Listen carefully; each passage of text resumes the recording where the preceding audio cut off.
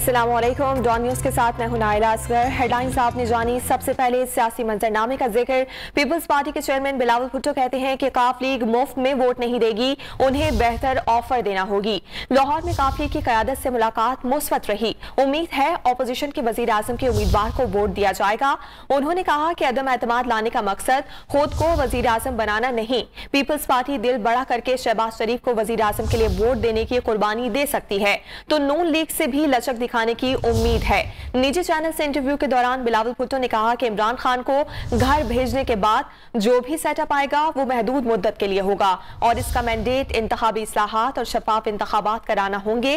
खुश आइन बात यह है कि अदम एतमाद पर तमाम ऑपोजिशन जमातें मुत्तफिक हैं। एस्टैब्लिशमेंट न्यूट्रल हो गई है तो अच्छी बात है। पीपल्स पार्टी के लोगों को भी हालिया दिनों में ऐसी कोई कॉल्स नहीं आई जो पहले आया करती थी। कौन कौन हमसे राब्ता करना चाहता है, वक्त आने पर कार्ड सामने लाएंगे। उन्होंने दावा किया कि वजीर आजम को वैसे ही शिकस्त देंगे जैसी यूसुफ रजा गिलानी को सेनेटर बनाकर दी थी। ताज़ा तरीन वीडियोस के लिए हमारा YouTube चैनल सब्सक्राइब करके बेल आइकन प्रेस करिए ताकि आपको मिले हर अपडेट सबसे पहले।